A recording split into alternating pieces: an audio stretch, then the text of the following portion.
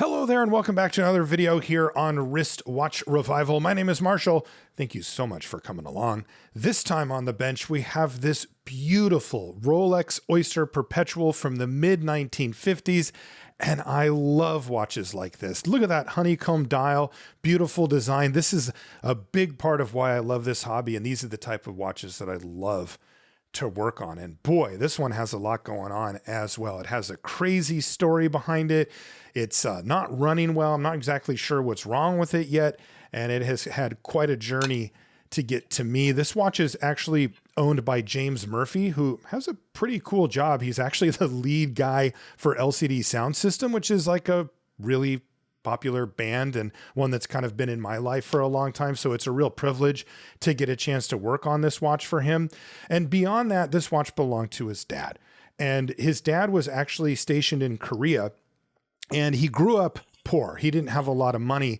And when he was in Korea, at the end of the tour, they ended up giving them, they called them like army dollars, and they weren't sure if they were going to translate to real dollars back home. So the army guys had a big poker tournament. His dad did pretty good and took the money into the PX and said, okay, I want to trade this in for whatever I can get so that when I get home, I can sell it, give the money to my mom, because he was the sole breadwinner at the time for the family. Now take a look, by the way, at how this thing is running. It's a disaster. It's a snowstorm. It can't even get readings on amplitude or beat error at all. And we're going to have to find out why. Anyway, when he got home, his mother insisted that he hang on to the watch and only sell it if really necessary. And really cool, he actually kept it his whole life. And I think, you know, James said that he thought it was maybe a point of pride for his dad that he never had to sell the watch. He was able to get himself a good job, support his kids, his family, his mom, and he never actually had to sell the watch. So let's get into it. Let's see what's going on with this thing, and let's do what we do. We're going to restore this and get it back into working order so that it can get back on James's wrist and he can enjoy it going forward. Taking a look at the movement here, this is a Rolex 1030 movement. This is a fairly early automatic for them, but you can see it does have the full rotation rotor here. That thing spins 360 in both directions, just like that. And it will wind the watch either direction that it's going. You can see there's some wear on the side, and what's, ooh, I really don't like to see that. The balance wheel looks loose. It's not tightly fit in. It is trying to run, which is nice. Let me see. Oh yeah. See, when it tips back and forth like that, that's a very bad sign. That usually means that the balance staff is broken, and the balance staff is like the axle for the balance wheel. And if the watch gets dropped or hit really hard, it can occasionally break, and that may be what we've got here. Take a look at the inside. You can see this watch was made in 1954. There's a little marking there. Also, a lot of watchmakers marks on it, meaning that this watch had been serviced numerous times over the course of its life, which is a good thing. Now we can go about taking the movement out. What I do on this channel, and what you come along with the ride for the ride with me, is I restore these things. You know, I used to work on cars a lot with my dad. He passed away. I moved into an apartment at some point. I don't have room for cars and all the tools and everything. And eventually I found watch restoration, honestly, here on YouTube, and started to try to learn how to do it. And it's become kind of my #1 hobby. And thanks to you watching these videos with me, it's also become a big part of my working life. I love producing these videos for you. So thanks. I appreciate you coming along. And once again, take a look at the dial here. I absolutely love it. Again, the watch is running. This is fairly typical for a broken balance staff as well, is that it will run in one position, like right now we're dial up, and then it'll struggle if it's dialed down, for example. And that's because one end of that pivot, again, that axle, is broken and isn't able to engage fully with the jewel that surrounds it, but the other end is. And so when the weight's on that end, it'll spin a little bit. Now, what it won't do is run well ever. Even when it is technically running, it's not going to be keeping good time.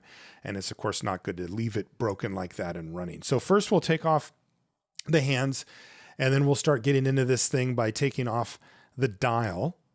Dials are usually held on by screws on the side of the movement, and they push up against a post on the bottom of the dial, and that's what actually holds it in place.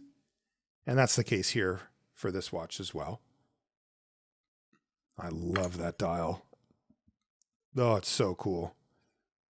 All right, we get a look at the underside of the dial side of the movement here. Now I can just put the dial in one of these little holders. It's always important, especially for me, because like I'll have to set these projects aside for a while I search parts or figure out what's wrong or edit some videos or whatever. And so I like to keep things really safe. This is a Canon pinion removal tool that I got actually off of eBay. It's a vintage one and I restored it. It works fantastic.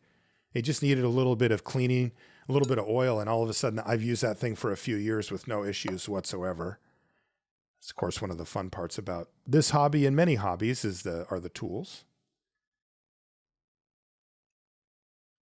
Can take off the automatic winding bridge and the automatic works that's attached to it. If you do want to get into this, by the way, as a hobby, I highly recommend it. I know you probably don't think you can do it, but I actually think you probably can. I did it. I think if you're mechanically inclined at all, you can get into this. And I actually started a website where I've curated toolkits to help onboard you so you don't have to make those big decisions about what tools to get and am I getting the right ones and all that kind of stuff. It's called sutcliffehansen.com. I started it with my friend Alex, and yeah, I'd love it if you check it out. There's toolkits for kind of every level to get you in if you haven't done this type of thing before, or even if you're further down the line, there's other kits there as well. So first thing that we need to do is let down the power. That takes away any wind that was in the mainspring out of it, and then we can remove the balance. As I mentioned, I'm very concerned about this balance situation, and working on the balance is also the trickiest part on a watch because there's so many delicate, and in this case, quite old parts.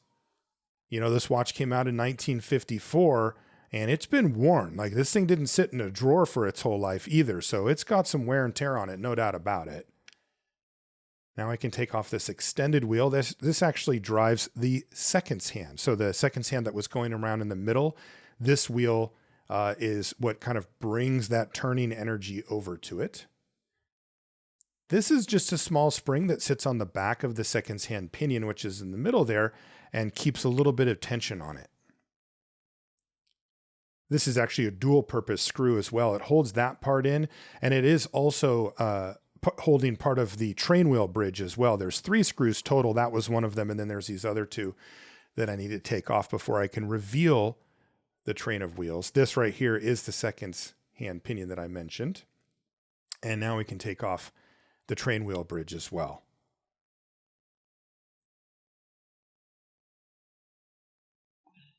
So let's see how things look underneath. This is one of my favorite parts because it's really cool looking under there. And yeah, beautiful Rolex movements. They just show you the train of wheels so nicely.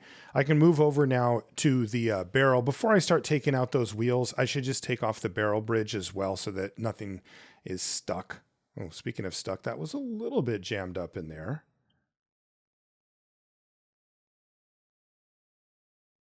Okay, now I can take off the crown wheel. This one is held on by 2 offset screws. You can see that not only is it not one in the middle, but it's also 2, and then they're kind of down towards the bottom. That's because that middle plate stays still, and then that gear turns around it. Yep, just like that. And there's a little shim that goes on the bottom as well, and we'll take that off too. And with that out of the way, now we can start taking off the train of wheels. We'll start with the center wheel here in the middle.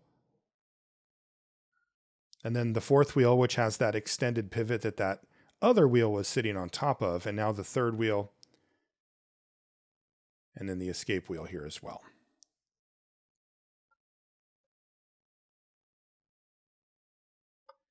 And this is also a fine time to take off the pallet fork and the pallet fork bridge. I also like to try to take a look at stuff as I'm disassembling it. You can do a full inspection after everything's cleaned up and you can put it on the microscope or get it under a loop, but you can learn some things about what might be going on with the watch, particularly if they're like catastrophic type things, by just paying close attention as you're disassembling it. Again, the real gut of that actually happens a little later, but stuff will stand out to you, no doubt about it. Like, for example, I have a very strong suspicion that the balance pivot is broken on this, and that was because I was paying attention when I first took it apart. Okay, now we can take off the barrel bridge, and that leaves us almost completely disassembled on this side. I can take the barrel out. Everything's looking okay here. I mean, it's worn. You can see wear patterns all over this movement, but it's not like worn out. Now I can flip the movement over and start taking apart the keyless works, and that's really the last part. The keyless works and the motion works are together. Keyless works are what allow you to wind up the watch as well as change it from being in wind mode to hand setting mode. And the motion works are the gears that actually turn the hands themselves. They turn the motion of the movement that is, highly regulated and all that into hands turning. So they're quite important too. Okay, I can take off the yoke. This intermediate wheel, there's another one here. And now I need to remove the setting lever, and that means turning the movement back over and undoing the setting lever screw, and now I can just simply remove the setting lever. It comes out easily. And with that, I can remove the crown and the stem, and then I'll see the sliding clutch and the clutch wheel as well. Now we can turn our attention to the automatic works. So I can start by taking off the rotor. There's this little 4-pronged spring that actually holds that rotor. Whoop, there it goes. Thankfully not too far. That holds the top of that rotor onto a pin. So I should be able to just remove it now. Yeah, there we go. And then as you can see, it's actually jeweled underneath as well. Rolex doesn't mess around. That is often not jeweled on movements, especially ones of this age, but this one is. And now I can continue disassembling the automatic works. I've got 2 reversing wheels here. These are like gears that are in place so that whether the rotor is spinning clockwise or counterclockwise, it still winds the watch either way. Older versions of these type of movements will only wind the watch when the rotor's spinning in one direction, but it won't do anything in the other. So this makes it a little more efficient. It'll wind it up a little bit faster, etc. Okay, so not too bad. It comes apart quite easily. Ooh. You seeing that? Yeah, that looks like a piece of jewel. I see a couple of those now, and it looks like they've come off of that big center jewel.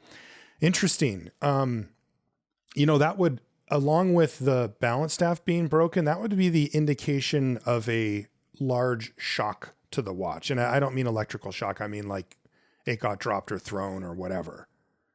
Oh yeah, this one hasn't been serviced in a while though. Whoever serviced this last did not change out the lubrication there. There's a lot of grease down there at the bottom. Yeah, you can see it actually, can't you? There's like a shattered kind of top on that. I'll have to take a look at that in a little bit, but that looked like that jewel took the brunt of it as well. And I'm really starting to think that this watch may have just been dropped. Now we can take off the arbor as well as the mainspring and take a look at how it looks. I'm planning on replacing it, but it is, interesting to see what kind of mainspring's in it, if it's a modern mainspring or an old one, and what condition it's in. And it's a modern one, and it looks okay, actually. Okay, now we can get everything ready to go into the watch cleaning machine.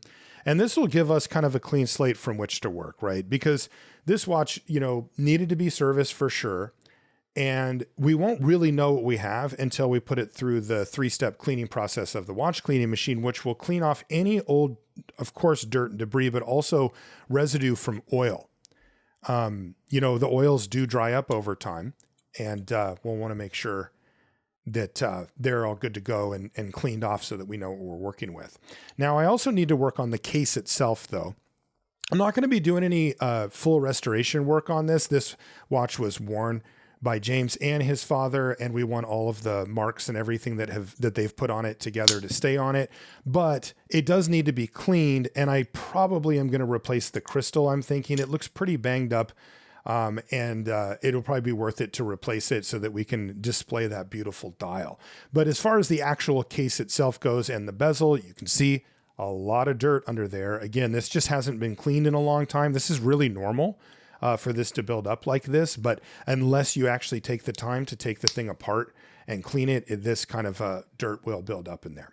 Okay, so that brings us to the watch cleaning machine. So we're going to put the movement parts through a 3-stage clean. It's a initial cleaning. These are all solutions that are meant specifically for watches and cleaning watches, and then 2 rinses after that. And while the thing goes through the watch cleaning machine, I did want to mention that I've got a Patreon for this channel. This is one of the ways that I support the channel, and I just wanted to say thank you to each and every person who supports me over on Patreon. It really does mean the world to me. Patreon is a really cool site where you can support your favorite content creators directly. There's nobody in between. And for mine, you get a thank you card and a Wristwatch Revival sticker in the mail, no matter what level you sign up for. So if you'd like one of those, you can sign up over on patreon.com/wristwatchrevival. And once again, I wanted to say thanks to everybody who supports me there. It does mean the world to me.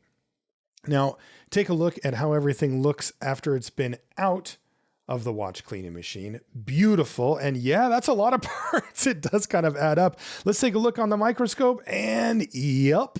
Can you see what I see? There's a point on the bottom, and the top part doesn't have that nice clean point. It has been worn off or broken off. And that's because this thing does in fact have a broken pivot. So we're going to need to fix that. Taking a look at the crown tube as well. This is what the crown screws into.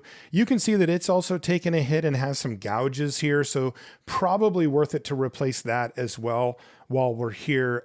It will also improve the watertight nature of the watch, that type of thing. Speaking of that, the gaskets, there's 3 of them that kind of make up the watertight barrier for this watch. This one's inside the crown, and as you can see, it is heavily deteriorated and it just looks terrible. So I'm going to get that out of there and replace that with a fresh gasket and some silicone grease as well that will help keep it waterproof and sealed up, because this gasket is definitely past its due. And I gotta say, there's something weirdly satisfying about digging these gaskets out of here, but it's also kind of gross. All right, there we go. And there's another gasket here inside the crown tube. So we'll just use my tool here to grab that. And this is, of course, just prep for the case parts to go into the ultrasonic cleaner here. So we can put each of the case parts in, the case back, the bezel, I'll throw the crystal into, and the case itself. And then this goes into a detergent solution that then gets put in the ultrasonic cleaner. But it's really great. It'll clean up all the dirt and loosen up everything that's even in hard to get places, but it won't remove any of the patina or anything like that from the watch. So it's a really nice solution to do that. So everything out of the ultrasonic cleaner now, which means that we can get back to some real work here. So let's start off with this balance situation. So at least we know that it's got a broken balance staff. And that means that we need to replace it. And the way that you replace a balance staff on a watch like this is actually quite involved. It is riveted into place. So if you look really closely here, this is cool. Do you see that mark on the balance? That's actually showing me where that stud is supposed to go. So that looked like it was good. Now I can use special tools to remove on this side of the balance. There's 2 sides of it. This side has the balance spring on it. It's also known as the hairspring. And the reason for that is that it is extremely thin and extremely fragile. As you can see, this one is blued as well. And now I've taken it off of there, but I have to be really, really careful with it because it's a very, very fragile part. Now, if you take a close look here on the other side, there's a little piece of metal that's attached to it, and that's the roller, and that has the impulse pin on it, or impulse jewel on it as well. Now, I do need to take off the roller, and then I also need to take out the old balance staff. But luckily, I have a tool for that, and that's this little thing. There's actually numerous ways that you can go about this, but I've got this really cool tool. It's called a Platax tool. And basically, it allows you to take off the roller and then also to remove the actual balance staff from the balance wheel. So what it does is it lines it up, and then I can just do a firm press with my fingers to detach the roller and the jewel itself. So as you can see, it's just sitting right there, and voila, I'm able to take it out and just simply set it aside. Now, I do still need, though, to take out the actual balance staff. And again, this is riveted into the middle of this wheel, but thankfully, this tool has that covered as well. So as you can see, it has a little tube that goes over, and it surrounds that hole so that you don't bend or damage any other part of it. And then you can use a little punch and a hammer to just knock that out and break the rivet. So that's what I'm going to do here. If you take a look, it lines up perfectly, and then bang, just like that, it comes right out safe and sound. So this is a really clean and easy way to make sure that you don't damage anything when you take it out. And there's the old balance staff right there with that rounded off broken part of the balance. So now we have just a bare wheel here, right? There's nothing riveted to it, you know, and there's no spring on it, and there's also no roller on it. So the first thing we do is we're going to go back in the reverse order, and we're going to re-rivet a new balance staff into place. And this is a very, very stressful, touchy operation. But what I'm going to do is I'm going to use my staking set, and I'm going to find the smallest of the holes here on this plate. As you can see, that one won't quite fit, so I'll go back up one, and that's going to be my base that I use to do the riveting. So now I can center this up. So this is just called a centering punch. It just has a point on it, and I can lock that plate in with that wheel on the back, and that means that wherever I put down a stake in there is going to be directly above that hole. So again, I'm going to put the new balance staff in place, and now I can take the wheel, and I can set it over the staff where the rivet's going to be. And then I can use punches plus a hammer, a hammer, to re-rivet the wheel. So the punches will be rounded on the tip or flat. This one's flat just to get the wheel seated properly. And this one's rounded to spread out the rivet. And these parts are so small that it feels weird to use a hammer, and you really do need to use like very light tapping, but this is it. Turn it, and a lot of power goes through that stake and onto that rivet. And so I'm just trying to make sure that it's cleanly distributed around the edges. I'll lift up here. Sometimes it'll get stuck on the stake a little bit, but that's normal. And I can put it back in place. And as you can see, the rivet is already starting to form. And now I can flatten it down again using a flat punch. So the tip of that punch is actually flat, and that will fully seat the rivet into place so that this wheel is strongly seated and not going anywhere.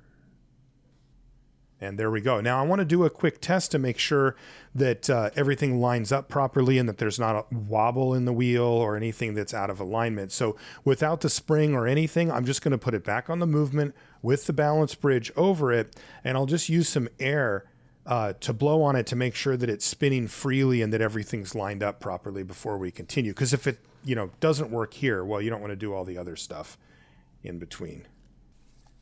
Okay, let's see if it goes. Woo! Definitely. So that looks really good. And I think that gives us the green light to go ahead and continue to reassemble this balance. Now I'm going to use the jeweling tool. This is yet another tool. You can use a staking set, but I saw Ashton from Precision Horology here on YouTube. He's a real watchmaker. And sometimes I get tips from him and watch his channel to learn new ways to do all of these things. And he likes to use a jeweling tool. So I'm going to try that for this one. And I get why. I think it'll work really well. Now, one issue, though, is that the jeweling tool actually has a little point on the tip of it. And we'll use those to replace or to remove jewels so that it stays centered on the jewel. It's a spring-loaded tip. But right now, I want to be able to push over the balance staff or around it, if you will. So it's cool though. You can just take these apart. It's just 3 little parts that come out. So this is a stump, or this is what you put on the bottom part. And now I can put the stake on the top here. Again, the one that I took that out of. And all I have to do, you can see, is I can put the new wheel with the new balance staff on it. And then I can line up, in this case, I'm going to start with the roller for the jewel.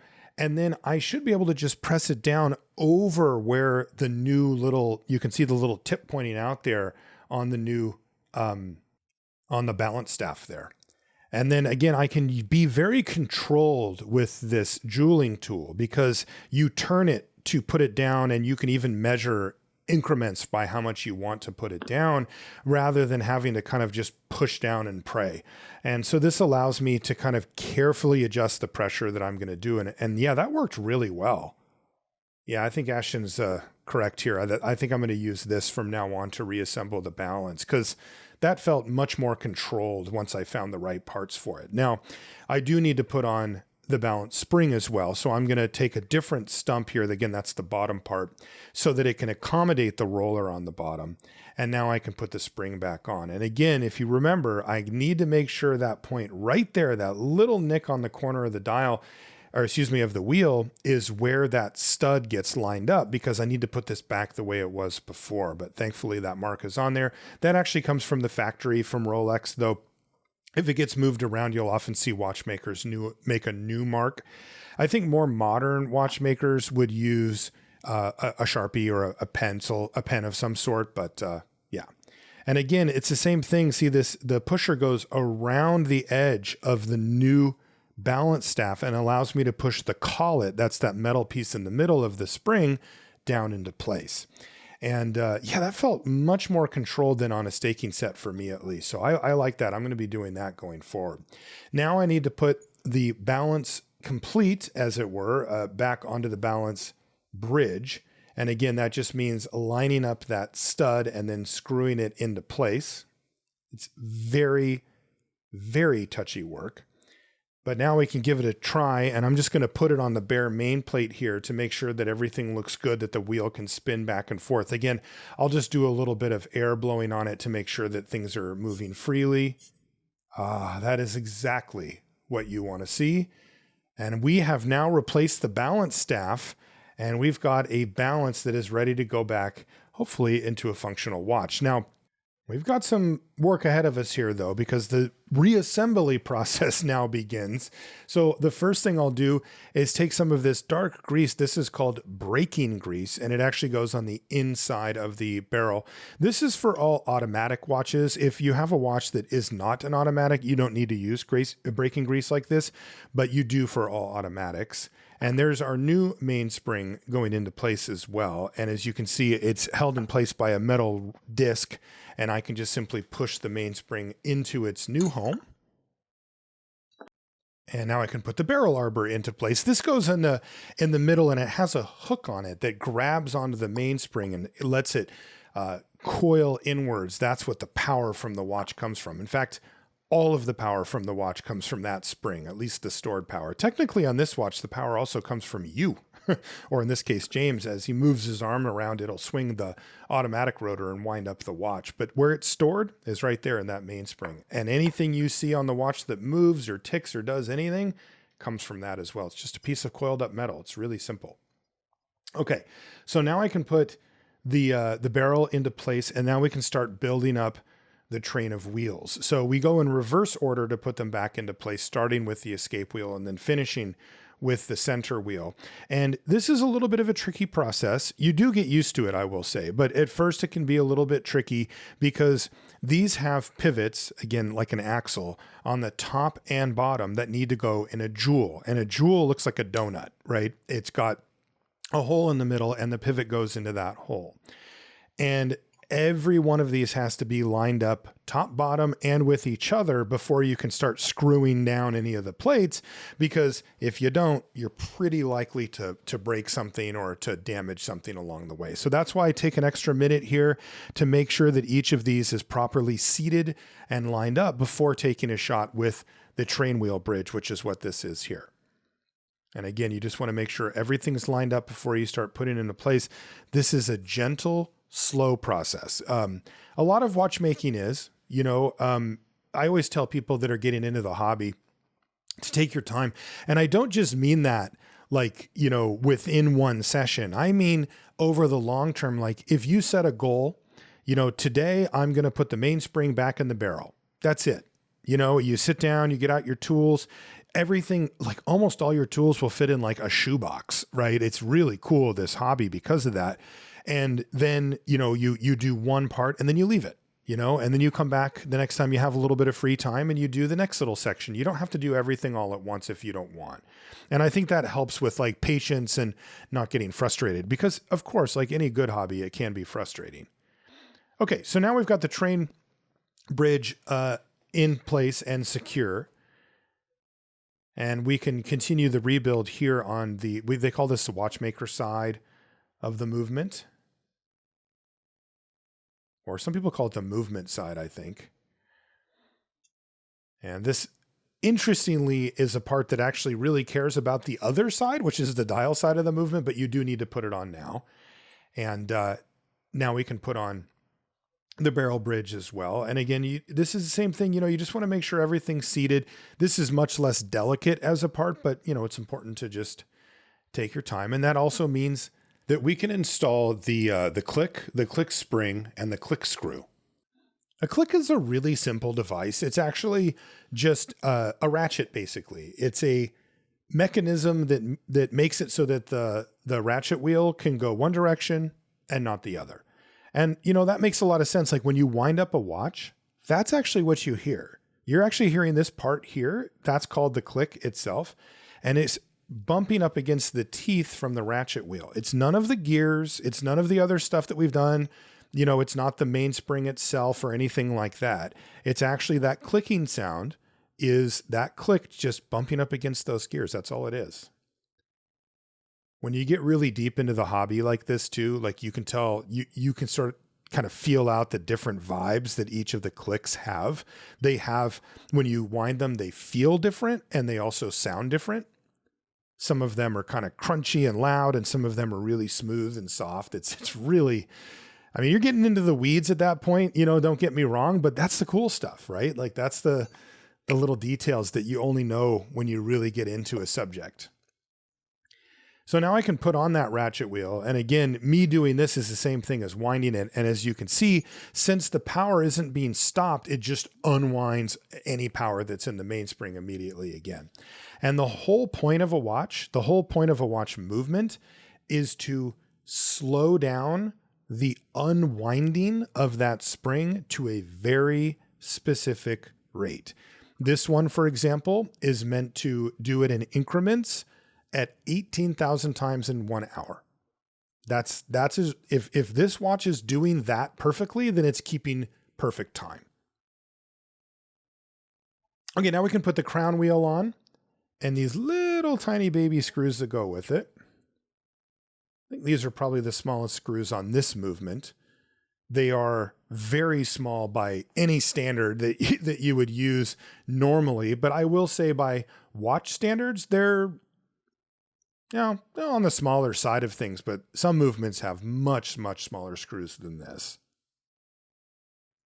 But Rolex is traditionally quite merciful when it comes to things like that. They build really, really good movements. I know you're probably not surprised to hear that, but their movements are like bulletproof. Now, this one's from 1954, so you would not use that word to describe a movement of this age and condition, but like you get a modern Rolex watch, especially, their movements are fantastic. They're very utilitarian also. I think that Rolex, kind of has a reputation for being maybe fancy, right? Or it's like this high-end thing, and it is, but they're very utilitarian in the way that they design and produce their watches.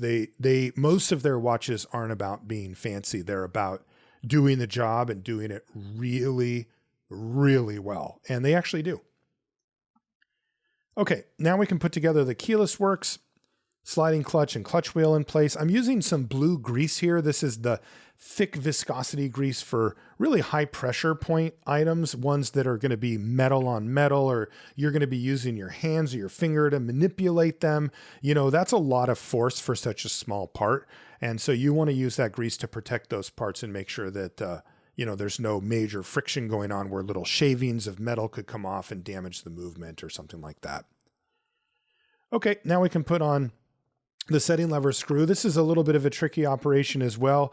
It's useful to hold it in place with your finger and then use your other hand to screw it down, because the screw for it is that one I put on a little while ago, again, that I said was on the other side of the movement. So it's a little bit of a tricky operation, but you get used to it. This red oil is like a medium viscosity oil, and it's used for parts that are under decent amount of friction, but not quite as much as the others. Like this post right here that this yoke is pivoting on. It's metal on metal, but it's not under like tremendous pressure, and it doesn't move that much. So you can use something like the red medium viscosity oil there. It's called HP 1300. It's made by a company called Mobius. And they made all the oils that I use on this. They're kind of the top one. They make synthetic oils. They also have some non-synthetic, but most of their lineup is synthetic now. They're really high quality oils. Frankly, they're like a revelation. They're the type of quality that you could not get when this watch was made. And when this watch was made, people were still using a bunch of organic oils that would deteriorate much quicker and some weird stuff too. I have a watch repair manual that was from a little before this watch was made, and they're using like whale blubber and like just this stuff that I'm like, really? Like, how did you even get your hands on that stuff at the time? But yeah, now it's all really high quality synthetic oils. I can now put on the setting lever spring, which is kind of a dual purpose part. Most watches use them like this. It's a cover plate that kind of keeps those wheels in place, but it also has that arm sticking off of it, which is a spring that puts pressure on the setting lever. And the setting lever is what actually changes whether you're in hand setting mode or winding mode. So when you grab your watch and you pull the stem out, you know how it has that little click? That spring is what's providing the tension for that little click. And there it is right there. You can see the whole thing kind of shift over and then shift back. That's that click that I was talking about. Now, again, that is metal on metal. So that's going to take the grease, the blue grease. The 9501 is the name of that grease. And this will help, again, not only just with the friction of keeping the parts safe and not producing any type of like metal shavings, but also it makes it a little bit easier to use. Like it makes it nicer to actually pull that crown out back and forth again as well. Now, if you may have noticed that I didn't put the pallet fork here into the watch cleaning machine. That's a precautionary measure. You can usually get away with it, but the jewels at the end of this fork are held on with an organic adhesive called shellac that you heat up, basically melt it, put it into place, and then it'll dry very, very hard. But it can become loose if it's in a watch cleaning machine materials for too long or solutions for too long. So I'm just going to clean it manually using a solution called One Dip. It cleans it off really well, and it means you don't have to leave it in there for very long.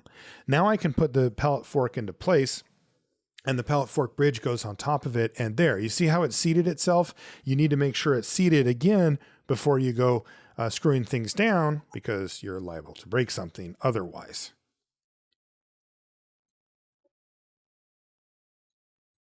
Okay, so now we've got that in place, and I can put some wind in the watch, and now it'll actually stay. And I can check really quickly to make sure that the pallet fork is jumping back and forth under the pressure that it's under from the mainspring, and it is. So now I can tighten it down fully. And that means that we are just about to see if we got this thing running properly again or not. So let's put our brand new staffed balance wheel into place and see if this thing's going to run. Again, we need to make sure that the new pivots line up with the jewels, and they weren't. So I'm just going to kind of reset again here. This is something that happens. Again, patience is a big deal. I'm going to make sure that the pallet is where I want it to be before I actually put it in place, and we're going to give it another try. Okay. Get everything lined up here.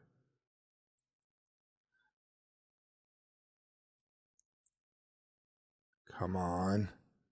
Ooh. Some signs of life. Give it a little kickstart maybe. Well, it looks like it wants to run.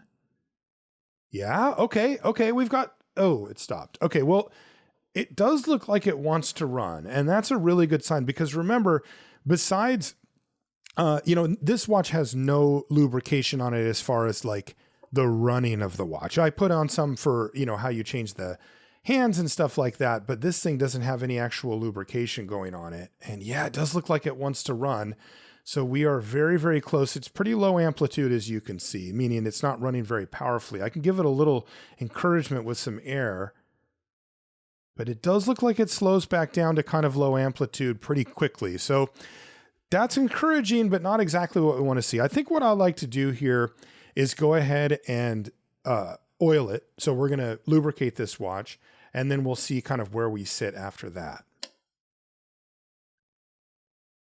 So this is called 9010. This is actually the lightest viscosity oil that we use. And again, you put it right next to the jewel, right where the pivot is, and it's meant to actually suspend itself there. And that way it'll provide constant lubrication for the watch going forward. And it'll last usually something like 5-7 years, maybe something like that. Okay, now we can address the shock settings on the top of and bottom of the balance. So this is a 2-part setting, as you can see. I can take this Rodico, which is kind of like silly putty for adults or people that are pretending to be adults, but really just making watch videos. And what you can do is use that to help pull those little parts out. And then I can put it in the one dip that, again, that's that solution that cleans it. And then I can re-lubricate it by putting a tiny dot of that 9010 oil right in the middle of that jewel. And then I can replace the bottom part of the jewel, whoop, jumpy little thing, like that, and then put it back into place. And that'll suspend oil directly above, which is definitely what we want. As you can see, the watch is running now, though it is still running pretty slow, as you can probably tell. This is a shock protection system on the top there. And it actually has a shock protection system over here on the escape wheel as well. And this one I'll need to remove, although not fully. I need to basically put this shock spring, which is what this kind of helmet shaped thing is. And I can just simply push it out of the way without actually removing it all the way. I learned that one the hard way, by the way. And I can remove this. Now, this is a little bit different of a setup. It's just a cap jewel. So there is no whole jewel that goes below it. So I can do the same treatment here, though. I'll put it in the one dip, make sure that it's all sparkly clean. And then I can add a little tiny drop of oil to this as well before replacing it back in the movement. This is very, very touchy work because that droplet of oil has to stay within the confines of the jewel. And if it goes to the edge, it'll come out when you put it in, and you have to go do it over again. So there we go. We've got that in place, and now I can go ahead and put this shock spring back into place. Again, these shock springs are there so that if the watch gets dropped, it doesn't break the pivot, though in this case, the shock spring failed. Not that shock spring, but another one did. And this is actually the shock spring on the bottom. Oh, look. Wow, you can actually see where this failed. Do you see where it's breaking apart? That's supposed to be one part. I have never seen that before. Wow, so now I guess we know why that thing broke. The whole entire spring actually gave out. So now I need to remove this one because this needs to be replaced or it's going to have the same fate, the first time you drop it or it gets hit really hard. So I'm going to try to just remove this. Oh, okay. Well, it looks like I was able to push that metal ring down far enough for it to jump away, and that's good. Here's the new one. So this is, again, a brass shock spring. And I've never actually replaced one of these, so I need to figure out how I'm going to get it on that loop. That metal ring that you see there is what holds it into place, and then the backside of this spring has a little hook on it. I'm going to try to use a screwdriver to kind of create a little bit of space, and then see if I can push this down into place. Let's see if I can do it. Oh, finicky. Oh, I got it. Oh, you know what? That actually wasn't as bad as I thought, although it was kind of tricky. I mean, I am on a microscope here after all.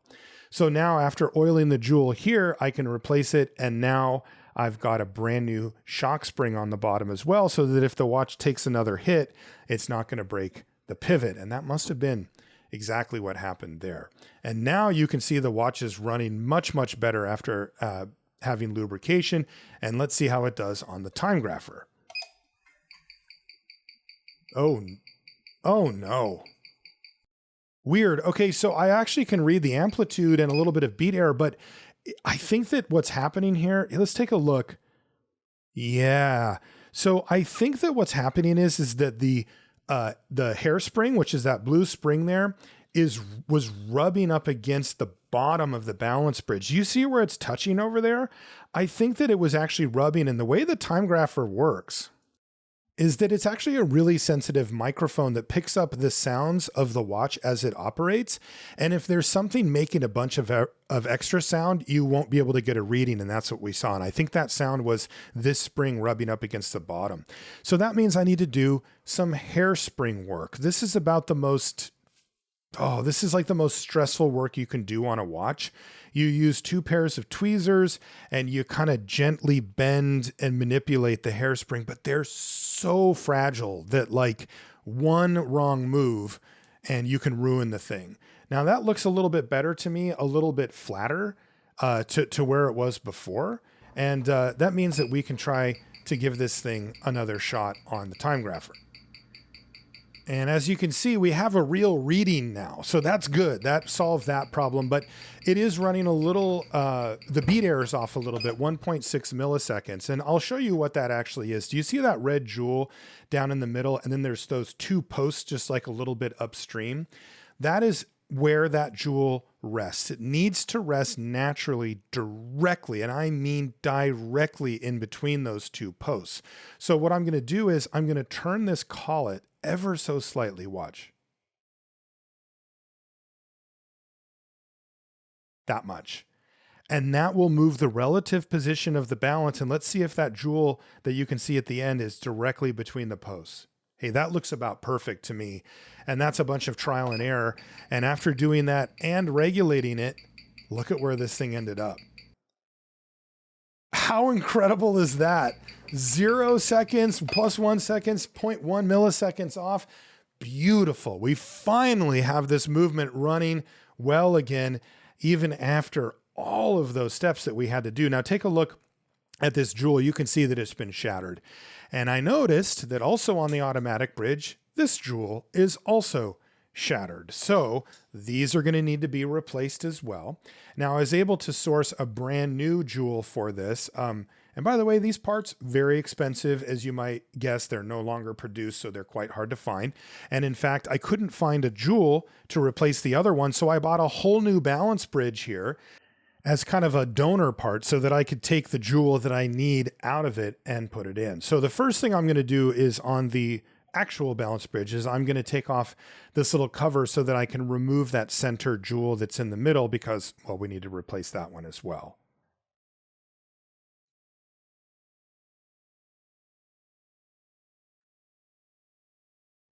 So I think I can just push it out by hand here. It's just friction fit and it's held on by that stand. Yeah, it just comes right out with a little bit of pressure. So this is the broken center jewel for the automatic works. Again, the automatic works actually sits on top of it. And so if it's broken, it'll grind on it and it won't operate very well at all. And guess what? We need to take out the jeweling tool again. That's right. We're back on that because this is how you remove and replace jewels. So what I'm going to do is take an appropriately sized stump, and then you can see the top has the little pusher. And what it'll do is I'm going to remove the jewel that I want from the donor plate here. And it just simply pushes it through down to under, actually it just goes through a hole and then you'll see it right there underneath. So this is the jewel that I want. And now I can remove the one that looked like it was shattered, you know, when we looked at it on the microscope there. And this one works the same way. I'm just going to push the jewel out through the bottom, and then we'll have just the hole there that we can put the replacement jewel into. And again, it'll just get pushed out to the bottom of the tool here. Oh, yeah, it was shattered all right. You can see there's just shards left over from that jewel. And even though it was technically like functional-ish, you know, it wouldn't be operating at peak efficiency at all and definitely would shatter fully at some point. So we'll start by putting in the new center jewel. And I think I can just kind of press this into place. Like I don't think I need any special tool for this. Just kind of gently. There you go. So it just seats itself and then I can put this cover back on top. So that's pretty straightforward. Again, this is the jewel that the rotor will rest on. And so it is really important that this jewel is in good shape so that that rotor can spin freely.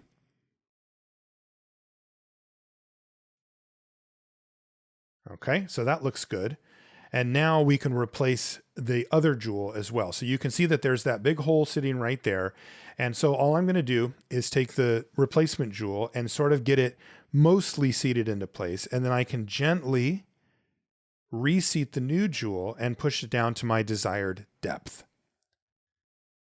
And there's actually a little gauge on the side of the jeweling tool that'll allow you to measure that depth too, so that you can make sure that you put it in at the same level that you started at.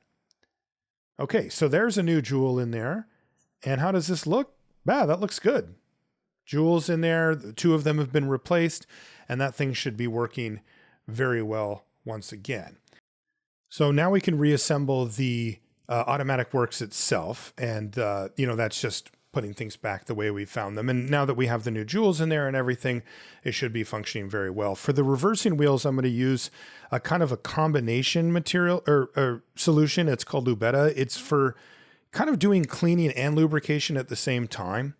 And basically it evaporates, but leaves like a film. So it cleans and evaporates, and then it leaves like a thin film of lubrication behind for really tiny sensitive parts like these reversing wheels here. Now I do need to make sure that the little reversing arms within the wheels are properly set apart. I mean, this is some finicky stuff here.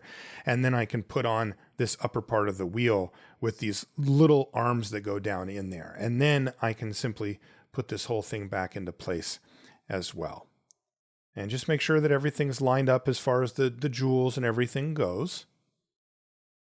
And then I can screw it back down, and we'll have the automatic works mostly back together. We've still got actually a few more steps to go on it. I do need to make sure that these jewels are lubricated as well. These pivots, as it were. Just requires a little tiny bit, but it helps it run it, again, a little bit better efficiency. And this is the main post here for this rotor. And again, this is going to go on where that jewel is. So you see where that goes down in the middle. That's where that new jewel that we replaced is. And that's also the one that broke when this thing was dropped. And by the way, I did mention it to James that it looked like this thing had taken a big hit, and he said it had. He said that he was going through the airport and it fell. A TSA agent or somebody accidentally dropped it off of a ledge, and it fell onto the cement floor. So that's kind of the nightmare for every watch owner. And as it turned out, it had a major impact on this watch, literally and figuratively. Okay, I can also replace that little spring clip at the top, and I can put it on. If you look closely at the edges here, do you see where this is worn? That's actually from that rotor getting loose and turning around and touching that part of the movement and taking the plating off. These movements are made of brass, but they're typically rhodium plated. If you see them when they're looking that silver color that you see here, and this one is as well, it's rhodium plated. And that plating can come off quite easily. It's mainly cosmetic. It can get completely out of hand at some point, but this watch doesn't look like it's been through quite that much.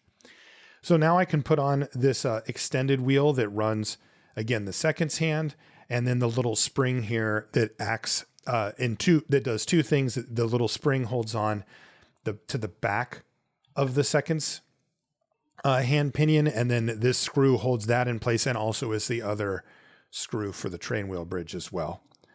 Little 2-for-1 here for Rolex, well designed. I gotta say, just seeing that watch just hum along like that, it's such a relief. And it's also, it makes me very, very happy to see this thing running as it should. Okay, now I can put the automatic works bridge back on. It kind of goes over everything. You can do this after the watch is already in the case, or you can do it now. It's kind of a up to you type thing. But I'm going to put it on right now. And we can also check the clearance for that rotor against that base plate. As I mentioned, if it gets loose or damaged, it can actually rub. You can also make sure that it's actually winding the watch, whether I go counterclockwise or clockwise. And take a look here. Yeah, do you see how there's some clearance now? Before that, since that jewel was broken, it would actually sag over and rub up against the movement, as I said. Now, I did also notice, though, that this... that the case tube where the crown lines up, it had some damage on it. So I think it would be worth it to replace that as well. And I've got this special tool. There we go. That removes the case tube. and I can install a new one. A new one will have new threads on it, and it'll be a little bit more water resistant and a little bit more sturdy. This one was functional to a point, but it had that damage on it. And I would worry that over time that would become a bigger and bigger problem. And eventually the crown just won't screw down to the case at all anymore. And then you can be in trouble, with getting water in there, and it kind of makes the watch unwearable. I'm going to use a little bit of Loctite here. This is a non-permanent version of Loctite, and I'll just put a little bit on the threads so that I can make sure that this thing again stays water resistant and stays in place. But this level of Loctite, it is, you can undo it. So it's not forever. It's just a little additional helper there. So what I'll do is I'll get the thread started, and I'll take that same tool.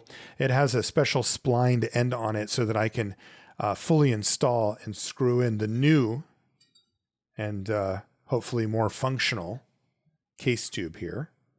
And there we go. You don't want to overdo it. Now we can flip the movement back over and get the dial side all taken care of. What do we need to do over here? Well, kind of the basics. I need to put on the dial and the hands. So that's, about it. And by the way, I mentioned it before, but that dial, oh my God. I love that dial. It is so gorgeous. Super vintagey vibe on it, right? But it's just like you can tell it's had a good life. We'll start with the hour hand as usual. Since this watch doesn't have a date function, I can technically put the hour to whatever I want. I'm gonna choose noon, but you could put it on 3 o'clock or 7 o'clock or whatever.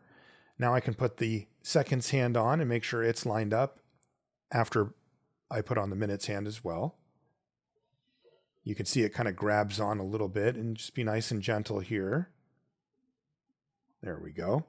And there we go. Seconds hand off and running as well. Now the case, it is out of the ultrasonic cleaner and it's looking much, much better, but I've got this brand new crystal to put on it, and I think it's going to look really good with that dial.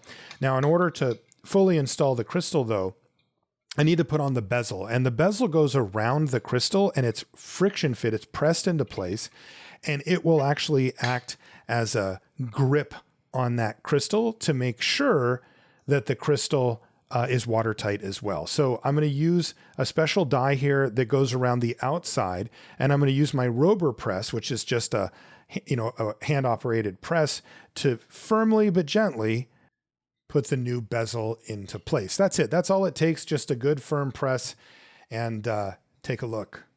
Oh, I love how this is looking already. I'm really excited to see how this one finishes up, just because it's been such a journey with this thing. I mean, I've had to do kind of everything to this watch. Normally you'll find maybe 1 or 2 of these issues or 0 of them, but this one, it took a big hit, and it took it badly. I mean, it broke 3 or 4 parts on it, and then it had a bunch of extra stuff as well. Okay, so I'm going to use an air blower here to make sure that there's no dust or debris, and then I can start to recase the movement and everything itself. Rolexes are usually like this, where they kind of dip down, and then you turn the whole movement around until it's lined up, and then you can lock it down with the case screws that are there as well. First, though, I'm going to go ahead and put in the crown and stem just to make sure that everything's aligned properly. And then I can, again, I mentioned it, but I can use these case screws to hold the movement and dial and everything firmly into place. Now we can put the case back on as well.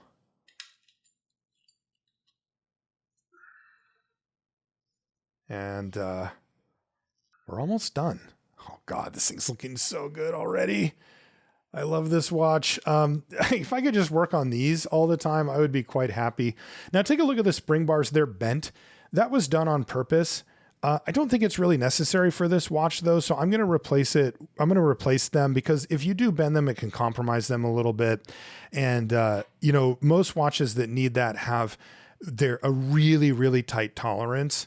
And this one is a normal watch, so with normal lugs. So I'm just going to go ahead and put on fresh spring bars. I'm going to keep these for James as well. So like if he wants to go back to the others, no problem at all. But I am going to do that and take a look at this watch. Oh my goodness. I absolutely love this thing. That beautiful dial. And thank goodness it's running again. And what an honor. You know, it was really cool that James reached out, and we had a lot of really great email conversations about it. And I could just tell how meaningful this watch was to him and to his family, and what it means to him to have his dad's watch and to get this back on his wrist. Really cool to get a chance to do a restoration of this level. And I just wanted to say thank you so much for joining me for the journey. If you want to find me on Instagram, I am wristwatch_revival. Feel free to come over there and say hi and check out what I'm up to over there. Otherwise, I just wanted to say thank you once again, and we'll see you next time.